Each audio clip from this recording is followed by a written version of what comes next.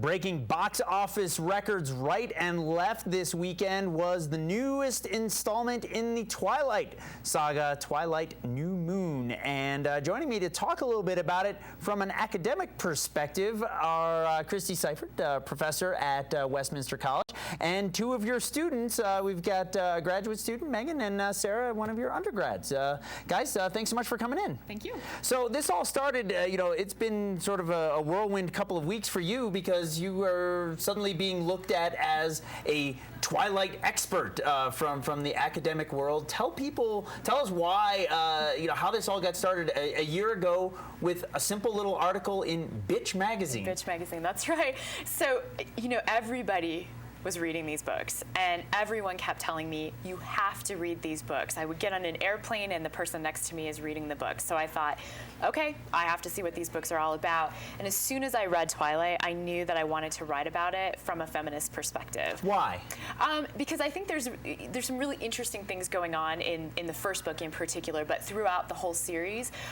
It's kind of this old-fashioned love story about a girl who's essentially controlled by her love for this character, this Edward character who's 107 years old or something like that, and trapped in the body of a 17-year-old exactly, with great hair. The whore, right? Exactly. And so I think that what I wanted to be able to look at is the fact that everything that Bella does is for her relationship with Edward. And that's a pretty old-fashioned idea, that a girl's life revolves around her boyfriend. And I think even young adult literature had moved beyond that. And Twilight came along and brought back that oldfashioned idea of romance. And so I wanted to look at, why is that? Why are people responding to this? And so what did you come up with? Why are women responding, women and young girls responding to this? Is it because of the sort of simple fairy tale aspect to the whole story? I think that's part of it, but I also think it's because Bella is just an average, everyday, ordinary girl. In the books, she's presented as being,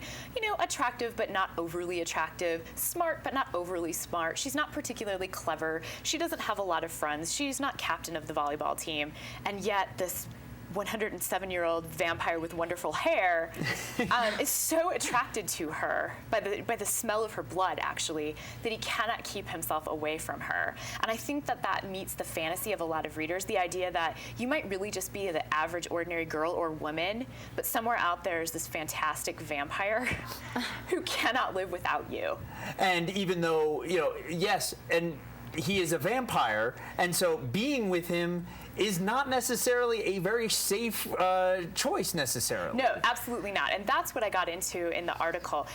In the first book in particular, Bella's virginity is conflated with her humanity. That is, if she and Edward ultimately end up having sex, he may lose control of himself and kill her. And so for her to lose her virginity is also for her to lose what makes her human. That's pretty high stakes abstinence if you think about it. And that leads to what you've sort of called this series abstinence porn, yes. Where the abstinence becomes the ultimate fantasy. Yes, absolutely. And I'm pretty sure that I coined the term abstinence porn, and it's being thrown around all over the place. But what I meant by that is the books really take abstinence and fetishize it, so that we are titillated and we're interested in watching them not have sex. So that actually objectifies their inability to ultimately consummate their relationship. And that's part of what readers are finding so enjoyable about the book, that these are two characters who can never be together. All right. Well, we have a whole lot more to talk about on this subject and where this is taking you into the future. Ladies, tell us, sort of how you discovered Twilight and why you decided to pick this up as an area of study.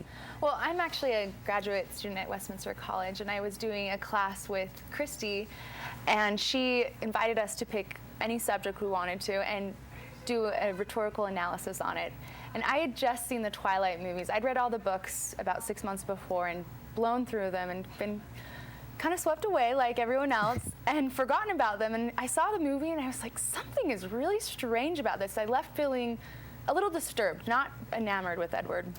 And so I decided... Are you a Jacob then? I'm not on either team. So I decided to do an analysis on Twilight, looking at how Twilight messages specifically to teen girls and what effect it's playing out in their relationships, their personal relationships. So. And what did you come up with? Well, a little bit along the lines with Christy. I looked at how the relationship with Bella and Edward is supposed to be the relationship kind of every girl dreams of with Prince Charming, and how Prince Charming, Edward is great. He loves Bella, he takes care of her, but he also has a somewhat abusive side. And I looked at that and how that abusive side girls look at and almost accept, and how that's playing out in teen dating abuse. So. And you know, you've mentioned again this abstinence fantasy. I mean, obviously there's still a lot of teen pregnancies. I mean, you see it on television right now. One of my favorite shows, Glee. You've got the president of the Chastity Club, also pregnant. So there's this dichotomy of, you know, people want this abstinence and this chaste attitude, but yet they still want to have sex. Well, and I actually think that's the great irony of abstinence porn, is the more eroticized it is, the more we want the characters to actually do it, and the more that readers may want to do it, but to give in is to break the spell. So it's a no-win situation. All right. Sarah, you have started working on an article right now with Professor Seifert here. Right. Well, we haven't quite started writing it yet. Okay. I actually had no interest in Twilight whatsoever, but I had read Christy's article and I had heard a little bit about what Megan was writing. Thought it was a little interesting, so I decided finally I would read it. I had no interest in vampire romance. It sounded bizarre to me, actually. And I read the first couple, and I just find it very interesting, the fact that Bella is just this regular girl, and she is just lusted after by Edward, and she lusts after Edward as well. And is that the sort of part of the power of this, is that, you know, she is every girl, and you know, this is the chance where, you know, the quarterback, the dream guy is going after every girl? I guess so, and I think the amount of attention that Edward gives Bella. I mean, he watches her when she sleeps. I was creeped out. I read that and stalker.